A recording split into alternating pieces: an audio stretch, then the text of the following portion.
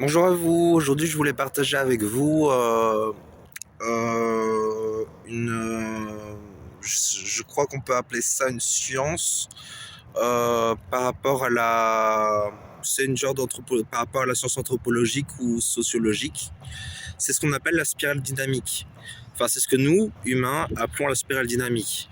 Et donc la spirale dynamique, c'est quoi? Eh ben, c'est en gros, on va dire, une vision des choses scientifiques qui dit qu'au fur et à mesure de la vie et au fur et à mesure de l'évolution des sociétés, eh ben, la manière de voir le monde, les valeurs, aussi les valeurs, les visions du monde, les, surtout les valeurs et les visions du monde et les manières de vivre ensemble aussi changent et évoluent. Donc, alors ça on sait tous qu'on évolue bien évidemment au cours de la vie, et en même temps c'est vrai que on constate des différences entre les gens. On constate qu'il y a des gens qui sont plus sur certaines manières de vivre et d'autres plutôt sur d'autres manières de vivre. Donc comment distinguer, comment donner, comment expliquer, comment donner des clés pour évoluer ensemble. Eh ben, il faut s'intéresser à comprendre ces différentes visions, ces différentes visions des choses, ces différentes valeurs. Moi, je préfère appeler ça des systèmes de valeurs, des modes de valeurs évolutifs. Donc, à l'origine, il y a le beige, avec lequel on est tous, qui est tout simplement le fait d'assouvir à ses besoins, le fait de vérifier que nos besoins de sécurité, de survie sont satisfaits. Après le beige, il y a le violet, où on se définit selon les autres, où c'est les autres qui décident pour nous. C'est aussi le moment des superstitions, où en gros on croit tous un peu selon les autres. Bon, le violet a des choses qui sont quand même un peu vraies, hein. Je suis désolé, mais bon, si vous n'avez pas remarqué le pouvoir de la pensée, bon, mais c'est subtil le pouvoir de la pensée, hein. Bon, je peux comprendre qu'on n'y croit pas, mais le truc c'est que quand on croit vraiment que quelque chose va arriver, ça conditionne tellement ce qui va arriver que on peut facilement croire que ça a un pouvoir sur nous. Donc au final, c'est le fameux pense pour ce qu'il y a de mieux pour tout le monde, pour le bon, pour le juste. Ensuite, après le violet, il y a le rouge, où c'est la loi du plus fort qui domine, où chacun cherche à dominer sur l'autre.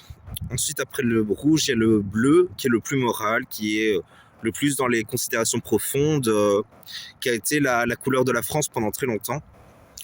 Ensuite, après le bleu, il y a l'orange, qui est plus individualiste, qui a été mon mode, je crois, pendant très longtemps. Moi, je suis resté quand même fort ancré dans le violet et dans le beige. Je pense, en tout cas, je suis pas certain, je crois.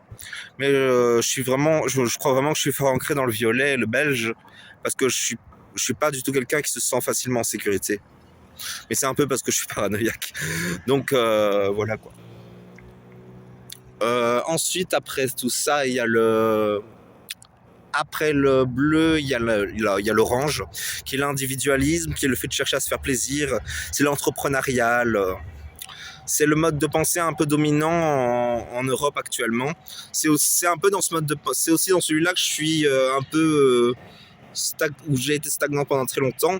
Et ensuite, il y a le vert, qui est le plus dans le cœur, qui est le plus dans le respectueux, qui est le plus dans l'émotionnel aussi, mais dans un émotionnel, comment dire, collectif, où le collectif passe avant soi et où en même temps le collectif nous sert nous-mêmes. Vous voyez, c'est vraiment le vert, c'est celui qui est le plus dans le cœur. Je crois que j'ai été un peu dans le vert à un moment, parce que j'ai les yeux verts, le vert est ma couleur préférée, le vert est la couleur du chakra du cœur. Le vert, c'est la couleur aussi de mon signe zodiacal qui est le taureau, donc voilà, le vert est quelque chose qui représente beaucoup de choses pour moi. Ensuite, après le vert, il y a le jaune, qui est celui qui est dans la pensée, qui est dans le subtil, qui est détaché de l'émotionnel. Ça, c'est très important de le comprendre. Le jaune est détaché de l'émotionnel.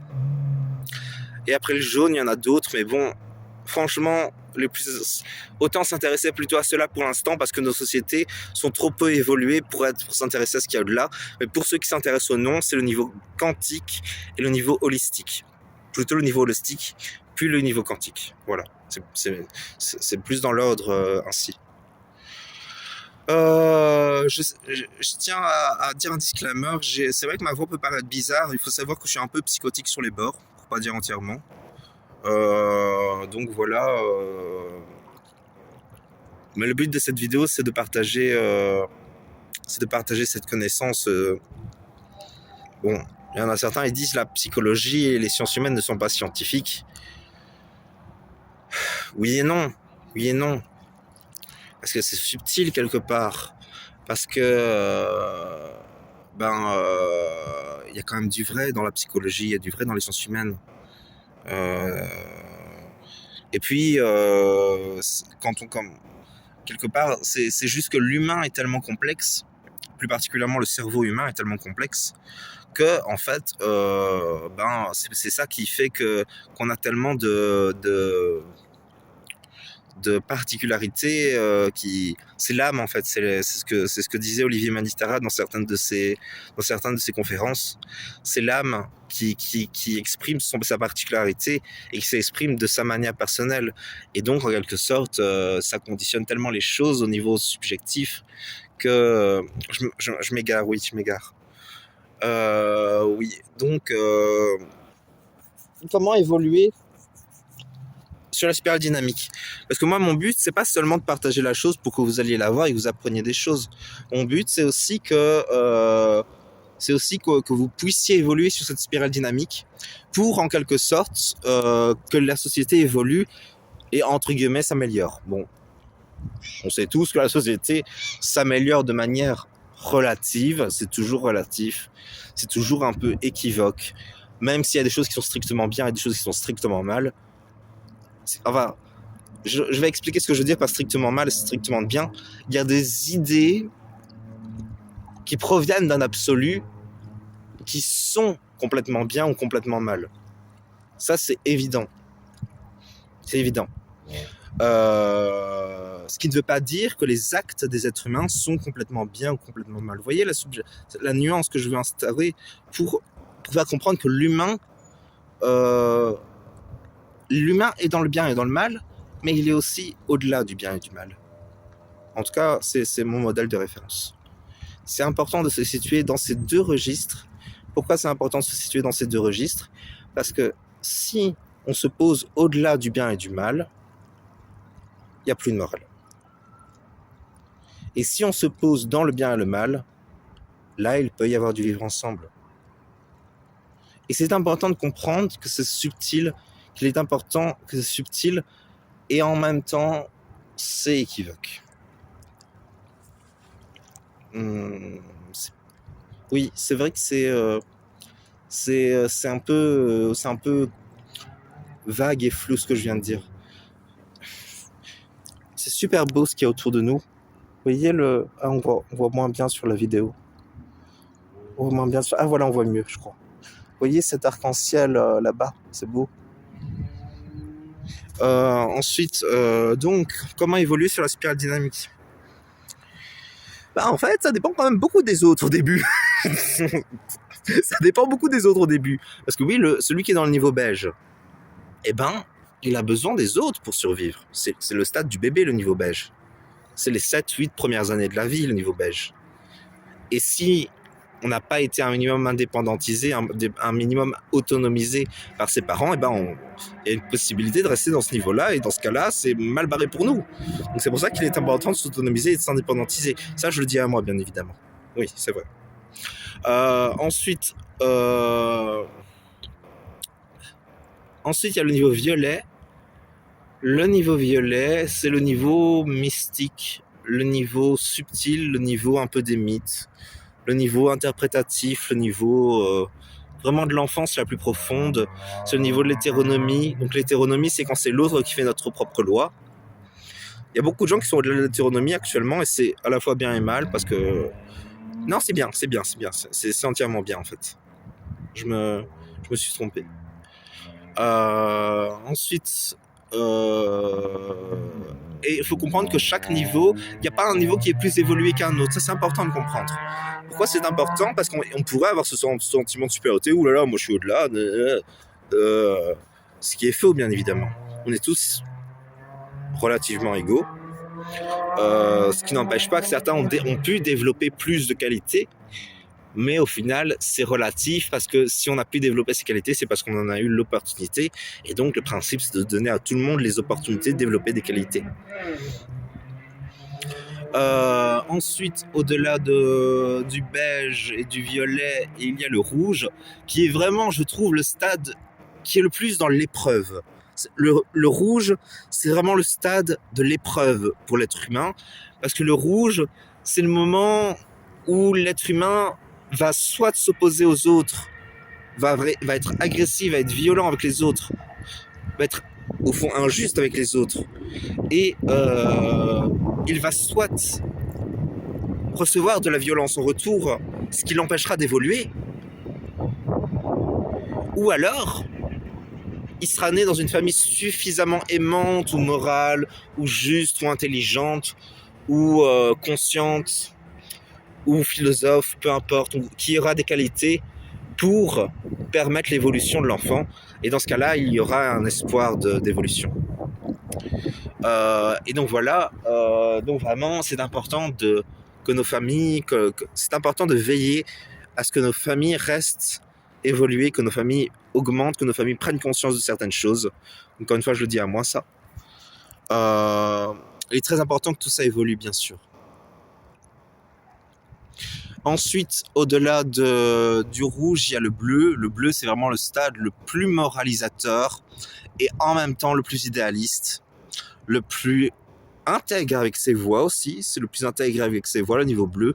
C'est le niveau le plus, c'est l'un des plus sensibles parce que le niveau bleu, c'est celui qui est le plus dans une morale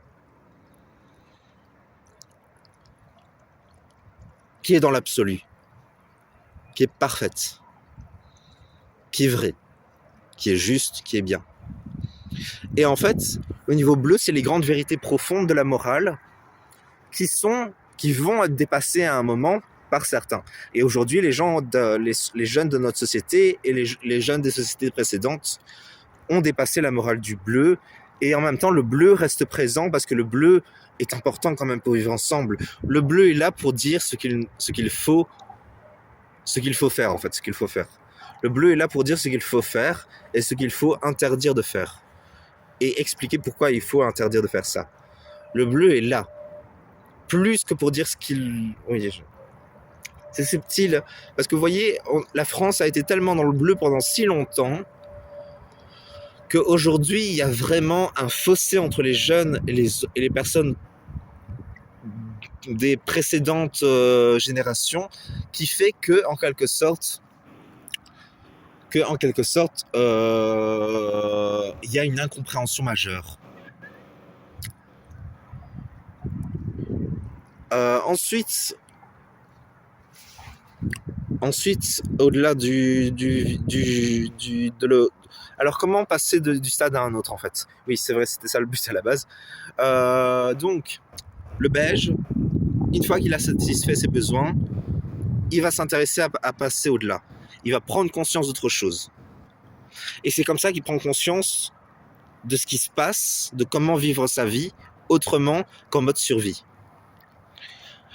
Et c'est ainsi que le beige va développer le violet, où en gros on est dans une forme de collectif qui a des grands mythes, qui a des grands fondements, qui a des grandes valeurs, qui a des grandes histoires, qui a des grandes origines communes. Et c'est les fondements de toute société, ça. Les mythes violets sont toujours le fondement des sociétés. Et au fond, ces mythes sont toujours un peu là, ou se font dépasser par d'autres mythes qui ont été plus puissants et qui ont pu prendre leur territoire. C'est un peu le cas du mythe chrétien.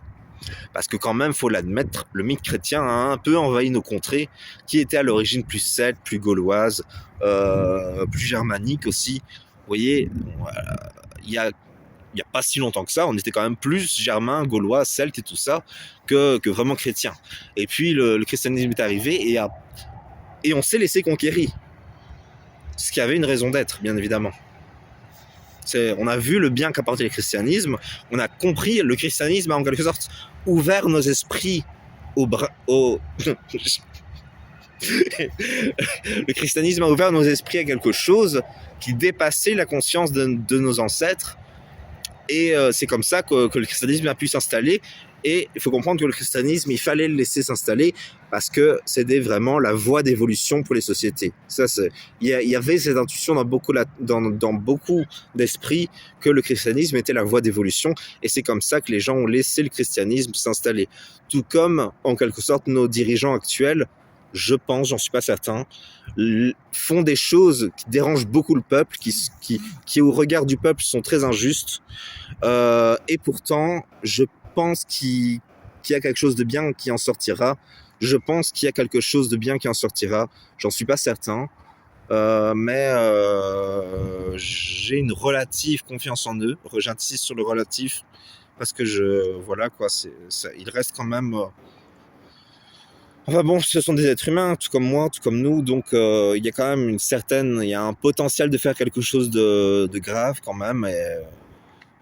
Enfin bon, je me perds. Donc on en était passage du beige au violet, compréhension d'une manière de vivre ensemble, vu que les besoins sont satisfaits.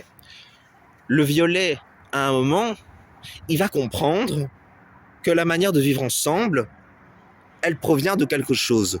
Elle provient d'un désir. Elle vient d'une volonté. Et c'est cette volonté personnelle qui vient comme s'affranchir de cette manière un peu floue, un peu magique, un peu mythiste de vivre ensemble, et qui vient s'affranchir de ça pour évoluer vers une forme d'indépendance, mais une indépendance qui n'est pas encore vraiment dans la morale. C'est-à-dire que elle vient en quelque sorte s'affranchir de ça, et elle va venir s'imposer à l'autre, en pensant qu'elle est bien fondée. Parce que tout le monde fait ci, tout le monde fait ça, donc j'ai le droit de faire ci. Donc voilà, vous voyez, j'ai encore un peu là-dedans, moi. Et donc au-delà, et d'ailleurs, il faut noter qu'on garde toujours une partie des niveaux précédents. Parce que si on côtoie quelqu'un qui est dans ce niveau-là, eh ben, ce sera plus pertinent de fonctionner avec ce niveau-là. Ou alors, on essaiera d'influencer l'autre avec les niveaux supérieurs ou les niveaux inférieurs, mais ça, c'est toujours particulier. Mais il y a un moment, le rouge va se rendre compte,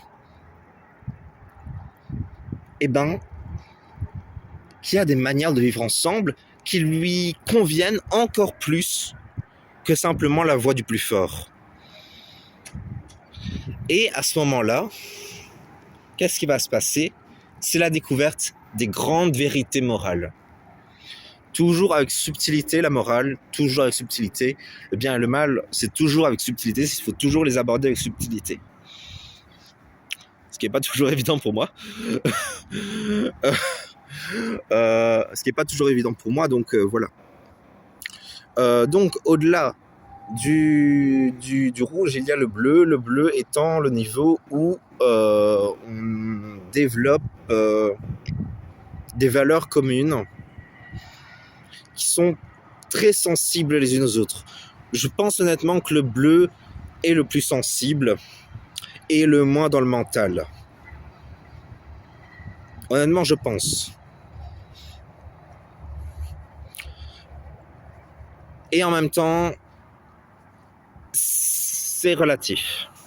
Parce que tous les niveaux en dessous du jaune ont un certain niveau de sensibilité et de mental. Et c'est vraiment le jaune qui accède au mental le plus développé et qui se détache de l'émotionnel. Ensuite, au-delà du bleu, il y a l'orange. Ça, c'est le moment où on a pu vivre certains plaisirs individualistes, où on a compris, où on a pu accéder au soi, et où là, en quelque sorte, on se développe son propre espace, pour sa propre vie, et on vit pour soi. C'est le niveau de beaucoup de gens actuellement, encore une fois. Et ce niveau-là va dominer pendant très longtemps. C'est évident qu'il va dominer pendant très longtemps. Parce que c'est le niveau qui est le plus réjouissant. C'est celui qui a le plus grand potentiel de plaisir. Je n'en suis pas certain, bien évidemment.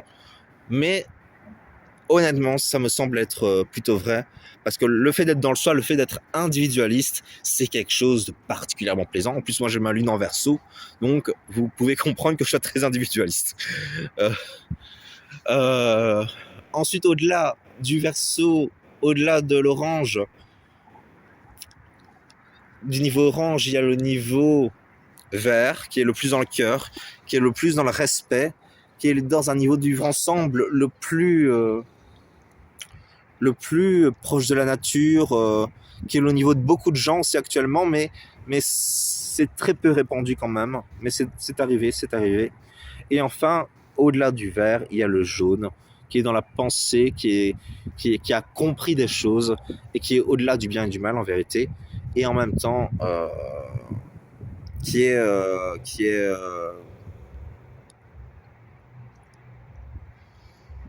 qui est un peu détaché d'un certain niveau émotionnel.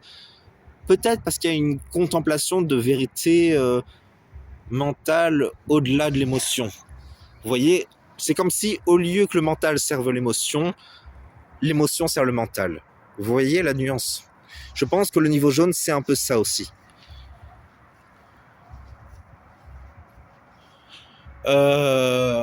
Ensuite, au-delà du niveau jaune, il y a les niveaux holistiques et quantiques. Alors, je ne les ai pas vraiment, je ne m'y suis pas beaucoup intéressé. D'après ce que j'ai compris, le niveau holistique, c'est quand on voit les choses dans leur globalité. Et le niveau quantique, c'est le niveau où ça sonne un peu New Age, le niveau quantique. Le niveau quantique, c'est le niveau. Bon, encore une fois, j'ai pas beaucoup étudié le niveau quantique, donc je vous conseille d'aller voir par vous-même. Je dirais que le niveau quantique, c'est quand on se connecte à un niveau plus profond, à la réalité des autres, au champ de conscience des autres, et où on est capable de comprendre certaines choses par nous-mêmes, et qu'on est dans une forme de liberté quantique.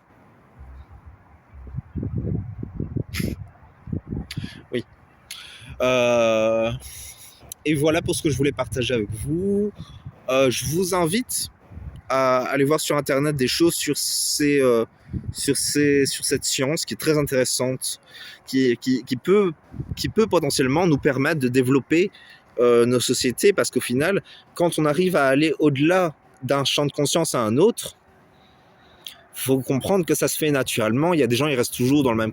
Ils restent à un moment, c'est pas qu'ils stagnent, mais c'est juste qu'ils sont tellement ancrés dans un niveau de conscience que ils restent dans ce niveau de conscience, parce que c'est comme s'il y avait moins la possibilité de passer au niveau suivant, tellement il tire sa richesse et sa vie de ce niveau-là. Et en même temps, il y a toujours une possibilité d'évolution, je pense. Voilà pour ce que je voulais partager avec vous. Donc, le nom de cette, on peut dire, théorie scientifique, c'est pas vraiment une théorie, hein. C'est quand même quelque chose qu'on constate assez facilement quand on écoute les gens et qu'on les regarde parler. Oui, plutôt quand on regarde les gens et qu'on les écoute parler. Mais c'est toujours mais encore une fois, la psychologie et les sciences humaines sont toujours quelque chose comment dire, sont toujours quelque chose qui est comme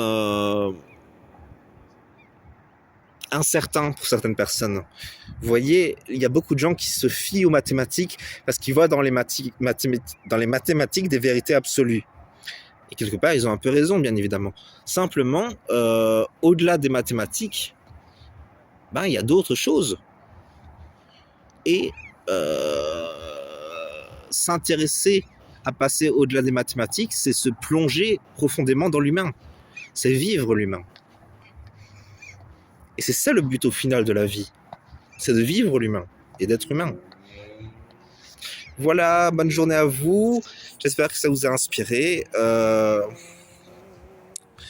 Et soyons humains et vivons ensemble.